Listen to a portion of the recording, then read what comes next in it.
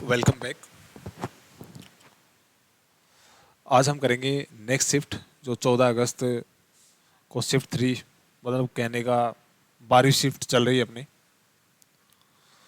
12वीं शिफ्ट तक तो ठीक है, कोई दिक्कत नहीं है, पर हम जितनी मेहनत कर रहे हैं और आप क्लासेस ले भी रहे हो, ऐसा भी नहीं, क्योंकि जो यूट्यूब की हिस्ट्री है उसमें एनालिटिक में सब कुछ बताता है कि अच्छी खासे बच्चों ने 150-200 बच्चों ने क्लासेस ली हैं और उस पर रिस्पांस। अरे अगर एक तो वो होता है कि क्लासेस समझ में नहीं आए, दूसरा वो कि समझ में आके अगर आप हमको अप्रिशिएट नहीं करोगे, हम आपको लिए इतनी मतलब मेहनत कर रहे हैं और एक लाइक का बटन नहीं दबाते, तो फिर वो थोड़ा डीमोटिवेशन आता है। आप समझते हैं, एक कक्षा को रिकॉर्ड करने में लगभग लगभग 1.5-2 घंटे की मशक्क़त करनी पड़ती है, इन क्वेश्चंस को निकालना पड़ता है और उसके बाद में इनको कंपाइल करना पड़ता है, पढ़ाना पड़ता है, कंप्रेस करना पड़ता है, काफ़ी सारी चीज़ें काम करती हैं। चलो जैसा भी है, मैंने पूरा सीरीज़ कराने का सोचा था और मैं वो कराऊंगा, चाहे आपका रिस्पांस कैसा भी रहे। हाँ, अगर आप ये कहते हो कि भाई थोड़ा स्लो करना है, थोड़ा और एक्सप्लेन करना है, वो चीज़ें हम कर लेंगे, कोई दिक्कत नहीं है, पर वो एक रिस्पांस आना ज़रूरी भी है।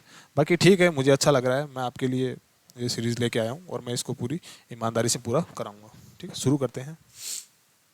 पहला सवाल, सवाल भी अच्छे से सवाल हैं, ये नहीं कि मान लो किसी शिफ्ट में सारे के सारे सवाल इजी आ गए, किसी शिफ्ट में कुछ एक सवाल मॉडरेट आ गए, और कोई जो ऐसी शिफ्ट भी निकली एलपी के अंदर टेक्नीशियन में जिनके अंदर सवाल ऐसे ठीक ठाक सवाल आ गए, पूरे अटेम्प्ट ही नहीं हो पाए। तो हम इस तरीके से कर रहे हैं कि भाई सारे सारे सवाल आप अटेम्प्ट कर पाओ, और ये कोई ज़रूरी नहीं कि आपको पूरा बेसिक आए तभी हो पाएगा।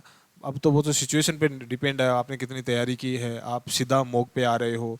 और अभी भी मैं इसके बारे में यही कहूँगा कि जब भी आप पेपर शुरू करते हो तो सबसे पहले तो मतलब अगर मेरे साथ प्रैक्टिस कर रहे हो तो सबसे पहले सीधा प्रैक्टिस मत करो।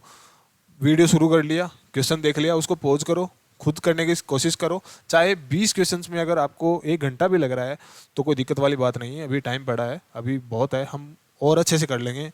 आप एक बार करके तो देखो कि कितने क्वेश्चंस आप अटेम्प्ट कर सकते हो और कितनी एक्यूरेसी के साथ क्वेश्चंस को कर सकते हो, ये ज़्यादा महत्वपूर्ण है। जो एक्यूरेसी है वो ज़्यादा इंपॉर्टेंट है। ठीक है, तो देखो समय तो जैसा तैसा जो भी लगना है वैसा ही, जितना लगना है वो लगेगा। करते हैं शुरू। पहला क्वेश्चन है, एक समबाहु त्रिभुज है, कोई इक्विलैटरल ट्रायंगल है। हम बड़े आराम से करेंगे, चाहे इसमें टाइम 20 के 40 मिनट लग जाए, कोई दिक्कत नहीं है। एबीसी की भुजा 6 सेंटीमीटर है, तो सबसे पहले हम क्या बनाएंगे, समबाहु त्रिभुज बनाएंगे। समबाहु त्रिभुज की क्या खास बात, तीनों भुजाएं बराबर, और जो सारे के सारे जो एंगल है वो कितने डिग्री के, 60 डिग्री के, तभी तो 180 डिग्री हो पाएंगे तीनों एंगल। ठीक है, अब इसकी जो बाहरी भुजा है ये कितनी दे दी, 6 दे दी। अब इक्विलेंटर है तो सबके 6 6 ही होंगे। ठीक है, यदि 1 सेंटीमीटर त्रिज्या वाला एक वर्त है जिसकी त्रिज्या है 1 सेंटीमीटर, वो त्रिभुज के भीतर किनारों के साथ बना हुआ है। अब किनारा एक, ये किनारा, ये किनारा, ये किनारा, इन किनारों के साथ अगर ये सर्कल मैं बना दूं, इसकी त्रिज्या कितनी है, 1 सेंटीमीटर है। कितनी है, 1 सेंटीमीटर। 1 सेंटीमीटर, ऐसे ही इसकी 1 सेंटीमीटर और इसकी एक सेंटीमीटर। आप इस सवाल को सीधा पढ़ के ये सब नहीं समझ पाए होंगे कि ये कहना क्या चाह रहा है। ये यही कहना चाह रहा था कि इसके जो कितने भी किनारे हैं उनके साथ, अब कोई तो अंदर बना लेता है, कोई बाहर बना लेता है, वैसा नहीं करना, सवाल को समझना है क्या कहना चाहता है। ठीक है, अब 1 सेंटीमीटर, अब पूछा क्या है, तो वर्त के केंद्र का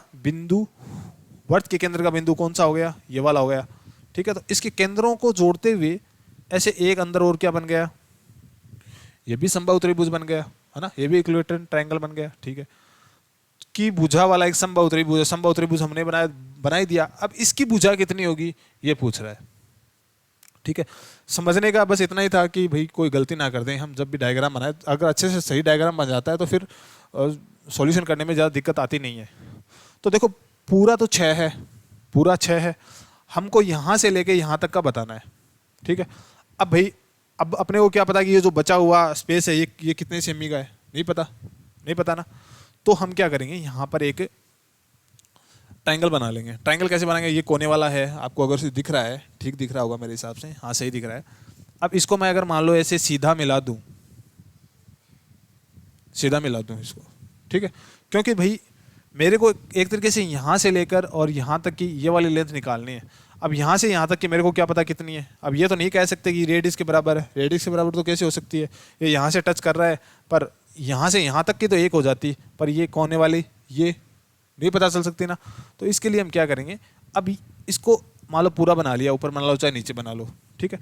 अब इसको मान लो एक्स मान लो, एक्स मान लिया। ये जो वहाँ बाहरी साइड में टच होगा ना, ये 90 डिग्री का एंगल होगा।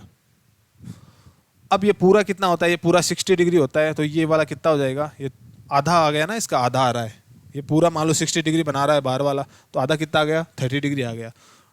तो tan 30 की वैल्यू कितनी होती है, tan 30 की आप कहोगे कि ये होती है 1/√3, 1/√3 होती है। तो देखो 1 तो इसकी रेडियस है ही, अगर 1 रेडियस है तो x की वैल्यू इस साइड कितनी आ गई, ये लंब है, ये आधार है, तो ये कितना आ गया, √3, यानी x की वैल्यू कितनी आ गई, √3 आ गई। तो अंदर वाला जो अपना समबाहु त्रिभुज बना हुआ है, इक्विलेटरल ट्रायंगल बना हुआ है, इसकी पूरे की 6 है, तो x ये कम हो जाएगी और x ये कम हो जाएगी, तो 6 - 2x कम हो जाएगी। x की वैल्यू कितनी निकाली है हमने, √3 निकाली है, तो 6 - 2√3 ये वाला इसका आंसर हो जाएगा। ठीक है, आगे बढ़ते हैं।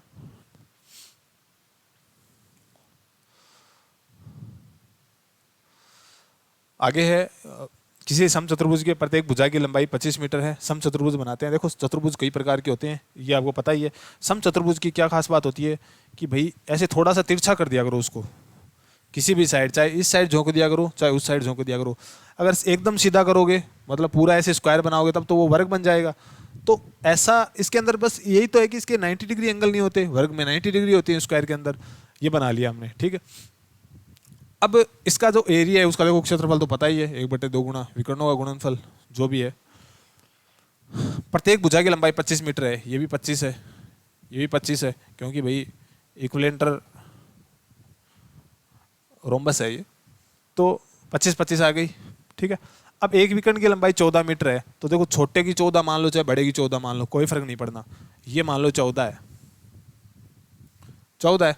अब इसकी क्या खास बात होती है, ऐसे पहले सवाल आए हुए हैं, देखो हम इतने सारे सवाल कर चुके हैं और आगे भी कर रहे हैं। तो एक जो एग्जामिनर का जो क्वेश्चन पूछने का जो टोन है वो हमेशा सेम रहता है, सेम क्वेश्चंस वो डालता है, सेम थ्योरी पे वो क्वेश्चंस डालता है।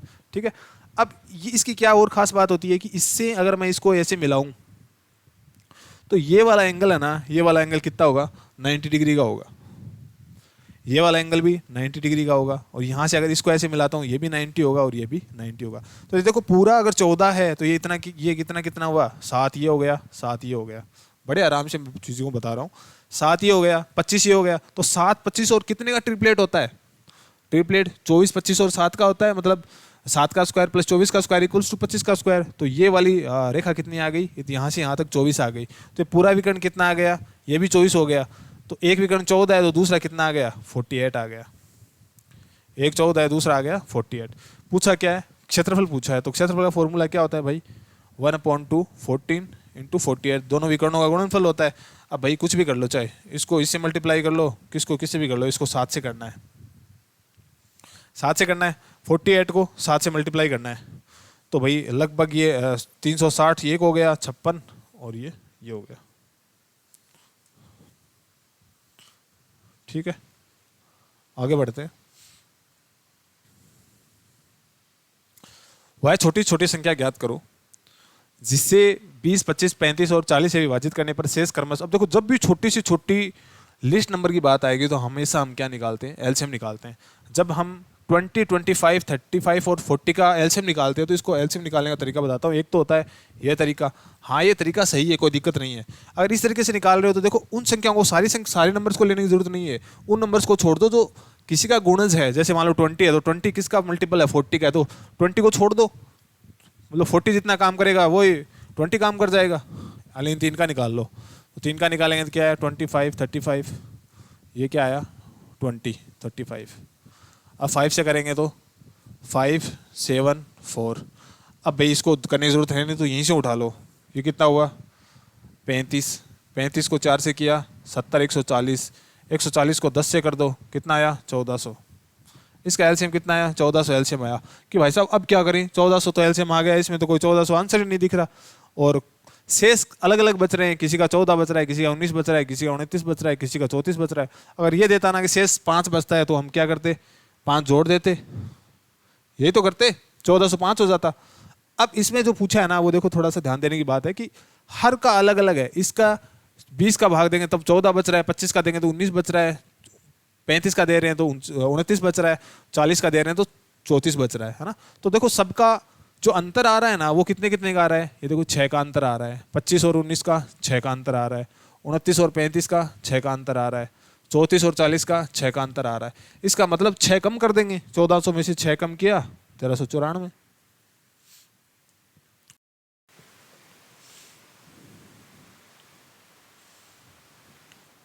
नेक्स्ट सवाल है कि from the top of A building the angle of elevation and depression of top and bottom of A tower, वही टावर है, टावर के एंगल होंगे जो भी होगा।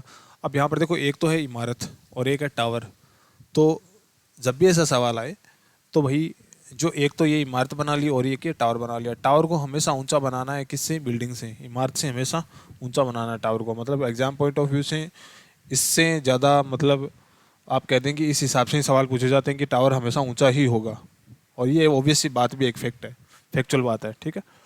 अब एक इमारत के शीर्ष से एक टावर के शीर्ष, अब देखो ये बिल्डिंग है, इमारत है, इसके शीर्ष से,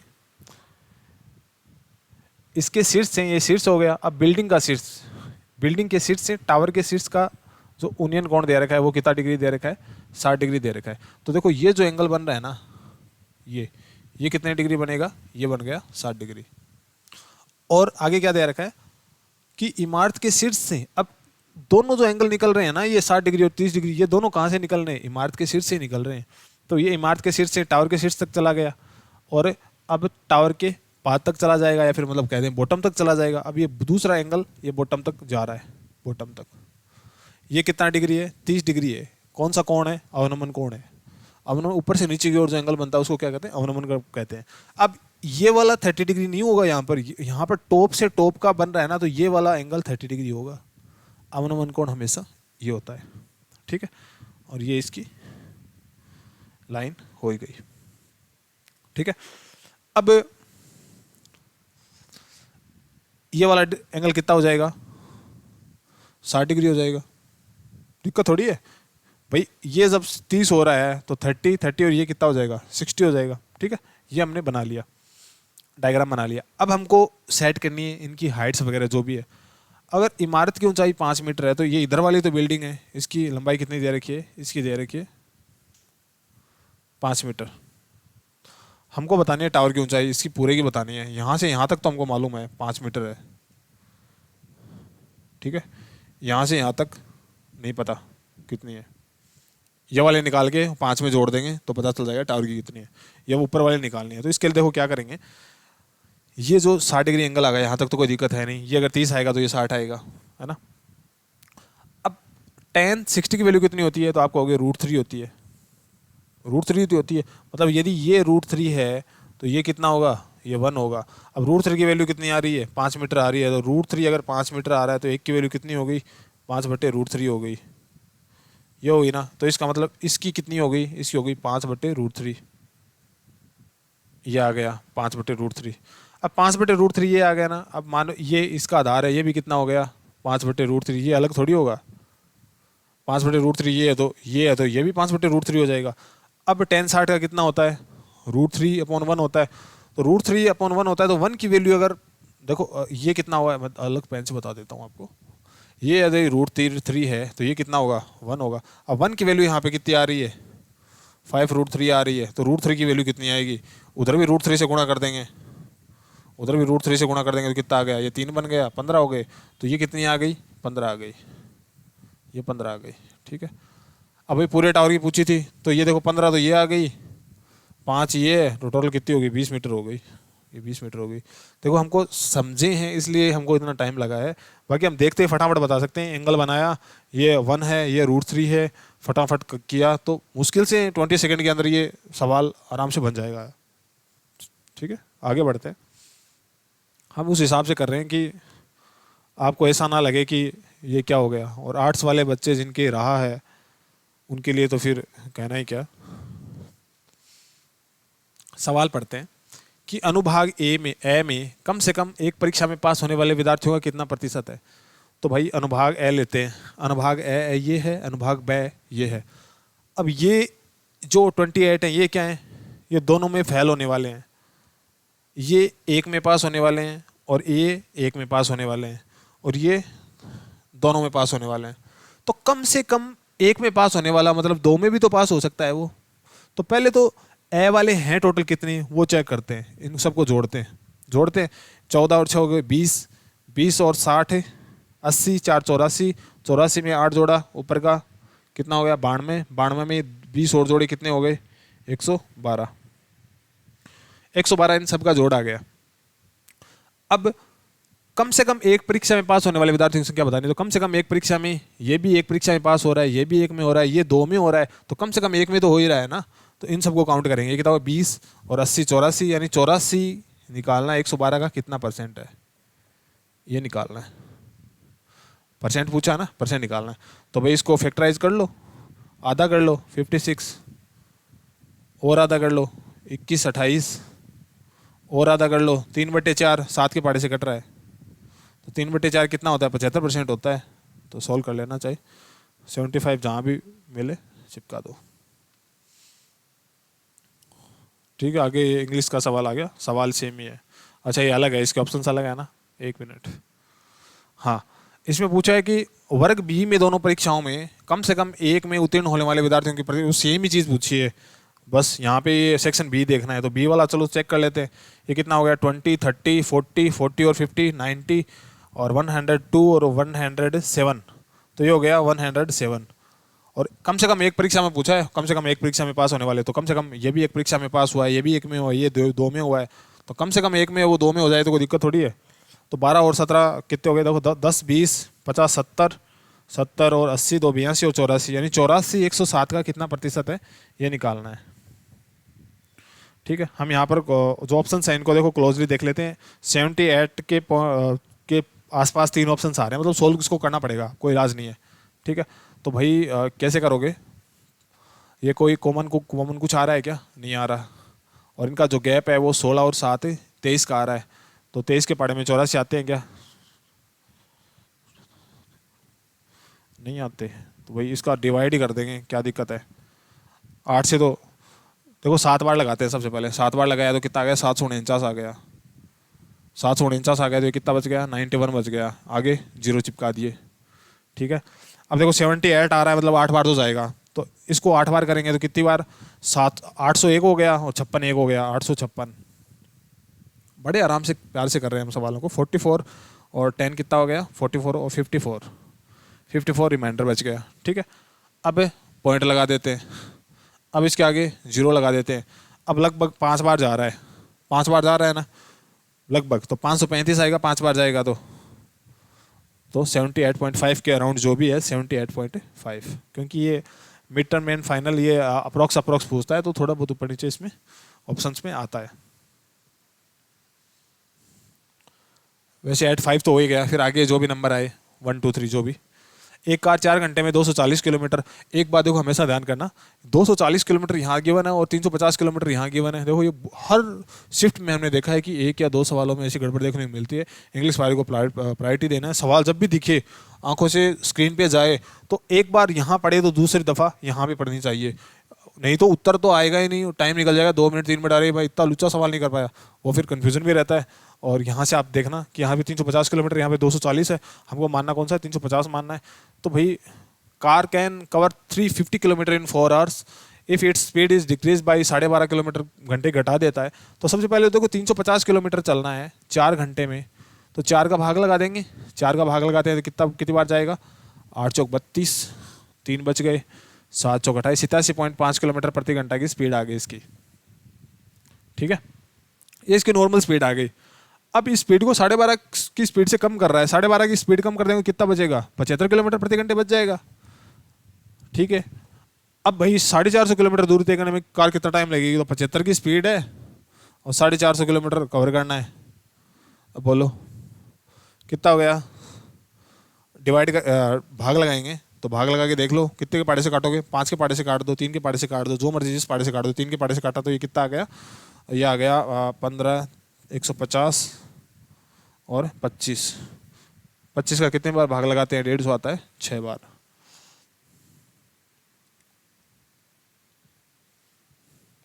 सत्रह मीटर कपड़े का मूल्य 77 से ही 5/7 है, तो प्रति मीटर कपड़े का मूल्य बताओ। 17 का दे रखा है तो 17 का इसमें भाग लगा देंगे तो 1 मीटर का आ जाएगा। तो इसको अगर इससे मल्टीप्लाई करें तो देखो 7 को ये है 77 से ही 5/7 है ना। तो भाई इसको इससे गुणा करके ये जोड़ना होता है। तो 7 को 7 से गुणा किया 49, 7 को 7 से 49, 49 4 हासिल की हो गई तो कितना होगा 53, प्लस ये क्या हो गया 5 हो गया, बट्टे क्या हो गया 7 हो गया। ये आ गया 544/7। डिवाइड किससे करना है? 17 से करना है। ये 17 से करना है, ठीक है। 17 का पढ़ा बोल के देखो, 17 दिए 51, 17 दूनी 34, ये आ गए 32/7 आ गया। और डिवाइड करके और देख लो, 7 चौक 28, 4 सही 4/7, 4 सही 4/7। किसी ने एक निश्चित गति से 120 किलोमीटर की दूरी को यात्रा से की। 120 किलोमीटर भाई चल रहा है, अपनी मर्जी है, किससे भी चले, साइकिल से कर रहा है। यदि वह हर घंटे 2 किलोमीटर धीमी गति से साइकिल चलाता, बढ़िया बात होती क्या, कोई दिक्कत थोड़ी थी। चलाओ, धीरे चलाओ, तेज चलाओ, उसे अपने गंतव्य तक पहुंचने में 3 घंटे ज़्यादा टाइम लगता। भाई धीरे चलेगा तो लेट पहुंचेगा, सीधी सी बात है। हम क्या कर सकते हैं इसमें? 120 किलोमीटर चलना है, ठीक है। अब देखो मैं ये बता देता हूँ कि चीज़ें 3 ही हैं, स्पीड है, टाइम है और डिस्टेंस है। 3 ही है। डिस्टेंस में अगर हम किसी भी चीज़ का भाग लगाएं तो सामने क्या बचेगी? स्पीड बचेगी, टाइम बचेगा। टाइम का भाग लगाएंगे तो स्पीड बचेगी, स्पीड का भाग लगाएंगे तो टाइम बचेगा। तो भाई इसको ऐसे देख लो कि पहले जो स्पीड थी ना, मान लो पहले कितनी स्पीड थी? एक्स की स्पीड थी। और अगर वह क्या दे रखा है, यदि वह 2 किलोमीटर प्रति घंटे की धीमी गति से साइकिल चलाता है, अगर वो इस स्पीड से चलाता है तो उसका आंसर कितना आना चाहिए? 3 घंटे आना चाहिए, 3 घंटे। यही तो बात है। ये कैलकुलेशन बनी। अब यहां से देखो सवाल को कैसे निकाल के लाते हैं। चाहे तो इस कैलकुलेशन को सॉल्व कर लो, या सॉल्व नहीं कर रहे तो क्या करेंगे भाई, कैसे भी कर लो। जैसे मान लो 120 किलोमीटर है, यहाँ से ऑप्शन उठा उठा के चेक कर लेते हैं। तो 120 किलोमीटर की दूरी तय करनी है, तो 120 किलोमीटर की दूरी तय करनी है, ठीक है। 2 किलोमीटर की स्पीड को कम कर रहा है ये, तो सबसे पहले मान लो 10 किलोमीटर की स्पीड से चल रहा है, तो 10 की स्पीड से चल रहा है तो ये कितने घंटे लगे? टोटल 12 घंटे लगे। और बाद में वो 2 की स्पीड कम कर रहा है, मतलब 8 से चल रहा है, तो 8 से कितने लगे? 15 घंटे लगे। यहाँ पे कितने घंटे का गैप आया? 3 घंटे का। और ये क्या कह रहा है? 3 घंटे अधिक टाइम। ये देखो 3 घंटे अधिक टाइम लग रहा है। हमने जो ऑप्शन सेलेक्ट किया वो क्या किया? सही किया। तो भाई जो ऑप्शन मेथड है उससे भी आप जा सकते हैं। बाकी इसको भी सॉल्व कर लेना आप, यहाँ पर वैल्यू रख के देख लेना, उत्तर सेम ही आएगा। 12 रख के देख लेना, नहीं उत्तर आएगा। फिर 10 रख के देख लेना, उत्तर आ जाएगा। बस कैलकुलेशन नहीं होता, अदरवाइज तो क्वाड्रेटिक इक्वेशन बना के हम सॉल्व करते ही हैं और करते रहेंगे। लंबवतीय शंकु कौन है? एक आधार की त्रिज्या उसकी ऊंचाई के बराबर है। अब देखो जहां भी ये बात हो रही है ना, आयतन की बात हो रही है, वॉल्यूम की बात हो रही है, वॉल्यूम की बात हो रही है, तो भाई इसका क्या फॉर्मूला होता है? ये होता है। और एक गोला है, गोले का क्या होता है? ये होता है πr³। ठीक है, तो फॉर्मूला याद करना पड़ेगा, कोई इलाज है नहीं। अब शंकु के आधार की त्रिज्या उसकी ऊंचाई के बराबर है, यानी ये आर और एच है ना, ये क्या है? बराबर है। बताना क्या है? शंकु और गोले की त्रिज्या का अनुपात बताना है, यानी कि आर है ना, ये आर वालों का अनुपात बताना है, ठीक है। तो देखो 3 से तो 3 को उड़ा दो, पाई से पाई को उड़ा दो, ये दोनों बराबर हैं ही, तो इसको भी आर ही मान लेना। तो ये क्या हो गया? r³ हो गया। आर भाई इससे गुणा हुआ, इसको r1 मान लो शंकु वाले को। ये क्या हुआ? 4r2 मान लो इसको। r1³ बराबर क्या आ रहा है? 4 आ रहा है। क्यूब रूट करेंगे वापस, क्यूब रूट करेंगे तो क्या आ जाएगा? यह आ जाएगा, क्यूब रूट हो जाएगा। r1 अनुपात r2 क्यूब रूट है, तो स्क्वायर के अंदर अंडर रूट निकालते हैं, क्यूब रूट में क्यूब रूट निकालते हैं। एक बैग में 1 रुपये, 5 रुपये, 10 रुपये के सिक्के हैं। यह मानते हुए कि 1, 5 और 10 के सिक्कों की संख्या बराबर है, तो बैग में कुल धन 368 रुपये है। देखो भाई 1 रुपये का सिक्का, 5 का सिक्का, 10 का सिक्का, ठीक है, कोई दिक्कत नहीं है। जितने ये सिक्के हैं उतनी ये सिक्के हैं, उतनी ये सिक्के हैं। इसके भी x सिक्के हैं, इसके भी x सिक्के हैं, इसके भी x सिक्के हैं। अब इतने रुपयों से कितने रुपए बन जाएंगे? 1x बन जाएगा। इससे क्या बन जाएगा? इतने रुपए बन गए। 5-5 के इतने सिक्के हुए तो इतने रुपए हो गए, इनको गुणा किया तो इतने रुपए हो गए, कोई दिक्कत नहीं। ये कह रहा है भाई 368 रुपये हो गए, तो ये 10, 5, 15 और 1 16x, 16x की वैल्यू 368, 1 की वैल्यू 36/16, 32 4 48, 1 की वैल्यू कितनी आ गई 23 आ गई। तो बैग में सिक्कों की कुल संख्या कितनी थी? तो भाई 23 ये थे, 23 ये थे और 23 ये थे, एक्स एक्स एक्स तीनों समान थे ना। तो 23 23 23 69, 69 इज द राइट आंसर। एक थैले में लाल और हरी गेंदों का अनुपात 4:9 है। लाल और हरी ग्रीन, ये हो गया 4:9। यदि 7 और लाल गेंदों को थैले में शामिल कर दिया जाता है, इसमें कितने शामिल कर रहा है 7, तो लाल और हरे गेंदों का नया अनुपात 5:6 आ जाता है, 5:6 का आ जाता है। तो भाई इक्वेशन बना लो इसकी, इसको x मान लो भाई, 4x + 7 ऊपर वाली कर रहा है ना, लाल गेंद लाल लाल ही मिला रहा है ना 7, ठीक है, लाल मिला रहा है तो ऊपर वाले में मिल जाएगी, इसमें लाल में लाल मिल जाएगी, और नीचे हरी है ही, और रेशियो आ जाएगा 5/6। मल्टीप्लाई कर लेंगे, 24x + 42 = 45x। भाई मल्टीप्लाई कर लिया इसको, तो ये इसका और इसका अंतर कितना आ रहा है? ये आ गया 16, 40, 30 और 19x, इतना ही होगा ना। 9, 6 और 5 9 और 19x, सही है क्या? 24, 42 और ये 5/6, ठीक है, ये आ गया 42। भाई 4 और 9 दे रखा है, 4 और 9 दे रखा है, ठीक है, रेड और ग्रीन, रेड और ग्रीन। यदि 7 और लाल गेंदों को थैले में शामिल कर दिया जाए तो लाल और हरे रंग का अनुपात 5:6 बन जाता है, 5:6 बन जाता है, ठीक है। इक्वेशन को सॉल्व किया, ये इतना आया, ये इतना आ गया, और ये इतना हो ही गया। फिर 6, 5, 11, अरे यहाँ से गलत हो गया ना, 21, सॉरी।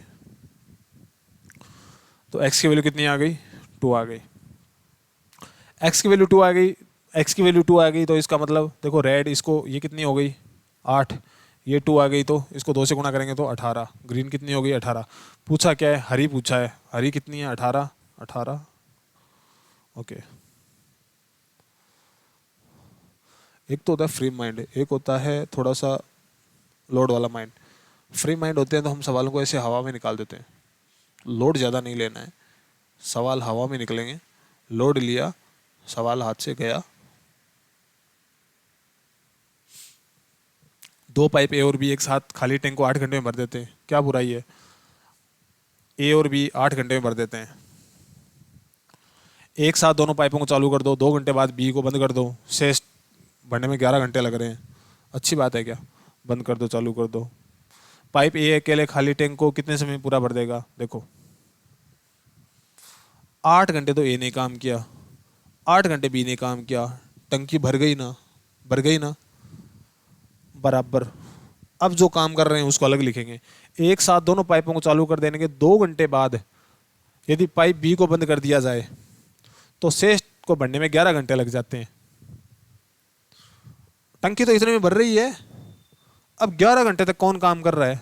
देखो 2 घंटे तक तो बी काम कर रहा है, बी बंद कर दिया जाए तो बी तो देखो 2 घंटे काम किया, 11 घंटे कौन काम किया? ए काम किया। यहाँ पर इसका, इनकी स्पीड का, इनकी एफिशिएंसी का पता लगेगा। 2b इधर है, 8b इधर है, तो इधर कितना बच गया? 6b। इधर कितना बच गया? 3a। ए और बी का रेशियो निकालेंगे तो उल्टा होता है हमेशा, तो ये क्या आ गया? 6/3 या फिर 2/1। यानी ए की स्पीड 2 की है तो बी की कितने की है? 1 की स्पीड है, ठीक है। अब यहाँ से टोटल काम निकालेंगे, टोटल काम कितना था? तो टोटल काम चाहे इसमें रख के निकाल लो, चाहे इसमें रख के निकाल लो। तो ए को 2 रखेंगे, बी को 1 रखेंगे, ए को 2 रखेंगे तो 16, 16 और 8 कितने हो गए? 24। यानी टोटल 24 काम करना था। अब कह क्या रखा है? ए अकेले खाली टंकी को कितने टाइम में भरेगा? तो ए की स्पीड कितने की है? 2 की है, तो 2 की स्पीड से 24 काम कराने हैं तो कितने घंटे लगेंगे? 12 घंटे लगेंगे।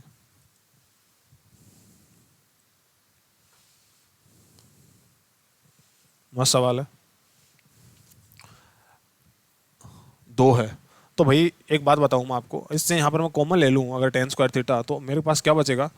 बचेगा tan² थीटा + 1 बराबर 2। इसको क्या लिख सकते हैं? sec² थीटा लिख सकते हैं। यानी tan² theta + sec² theta, plus नहीं आएगा यहाँ पर, इसकी वैल्यू आ गई ना, sec² थीटा = 2। अब देखो वैल्यू इमेजिन करते हैं, वैल्यू इमेजिन करते हैं। tan 45 की कितनी होती है? 1 होती है। इस sec 45 की कितनी होती है? √2 होती है। तो स्क्वायर आ गया तो 2 हो जाएगी, तो इसकी 1 और इसकी √2 का स्क्वायर, यानी मतलब जो थीटा है वो कितना है 45 डिग्री है, यही है ना 45 डिग्री है।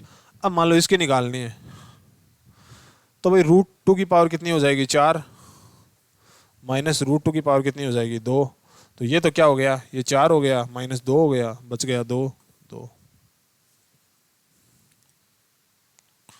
एक द्विघातीय बहुपद k माइनस 1 स्क्वायर प्लस के एक्स प्लस 1 का एक शून्य माइनस 3 है, k की वैल्यू बतानी है। शून्य माइनस 3 है, इसका मतलब इसके अंदर अगर x की वैल्यू -3 रखेंगे तो इसकी इक्वेशन की वैल्यू कितनी आएगी, 0 आएगी। तो लिखते हैं k माइनस 1, इसका एक शून्य -3 है, तो x की वैल्यू कितनी आ गई -3, -3 का जब स्क्वायर करेंगे तो कितना आ गया 9 माइनस, और ये क्या हो गया -3 के, क्योंकि ये -3 है, ये प्लस माइनस माइनस हो गया ना, +1 इक्वल्स टू क्या आएगा 0 आएगा, 0 ही आएगा।